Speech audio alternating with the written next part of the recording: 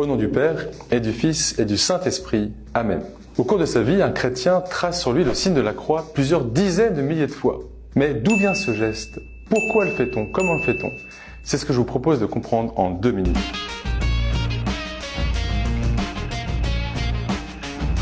Le signe de croix est très ancien. Dès les premiers siècles, les adultes demandant le baptême, des catéchumènes, recevaient sur leur front ce signe de la croix comme premier rite d'initiation. Cette signation sur le front était perçue comme une bénédiction, une protection.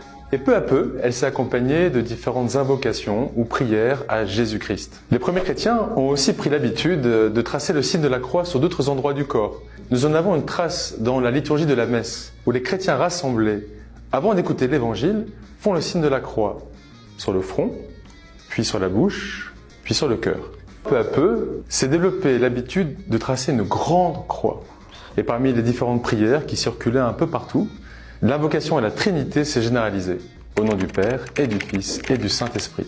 Tout d'abord, on rappelle du baptême. Le Christ a sauvé tout homme par la croix.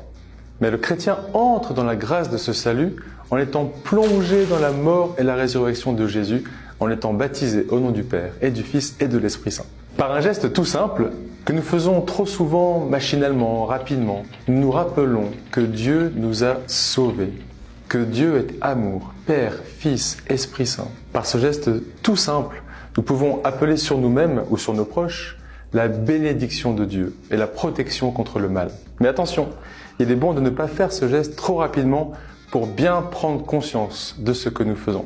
Personnellement, j'aime bien 2 variantes que l'on trouve chez nos frères chrétiens d'Orient. La première concerne la forme de la main. On peut joindre les 3 premiers doigts pour appeler la Trinité et replier les 2 autres pour appeler les 2 natures du Christ, homme et Dieu. La seconde variante consiste à toucher le sol avant de faire son signe de la croix. Ce geste s'appelle la petite métanie, qui signifie conversion. Au cours d'une journée, nous avons plein d'occasions possibles pour faire le signe de croix. Le matin au réveil, en passant devant une église, pour bénir son repas, pour chasser une tentation, pour remercier Dieu à la fin de la journée. Chacun de ces moments est l'occasion de mieux vivre et mieux prier son signe de croix. Lorsqu'on interrogea Sainte Bernadette de Lourdes avec cette question, « Que faut-il faire pour être sûr d'aller au ciel ?» Elle répondit, « Bien faire son signe de croix, c'est déjà beaucoup. » Nous espérons que cette vidéo vous a permis de mieux découvrir ce trésor qu'est le signe de la croix. N'hésitez pas à partager, à commenter, à poser vos questions. Dites-nous les sujets qui vous intéressent et rendez-vous dans la description pour plus d'informations.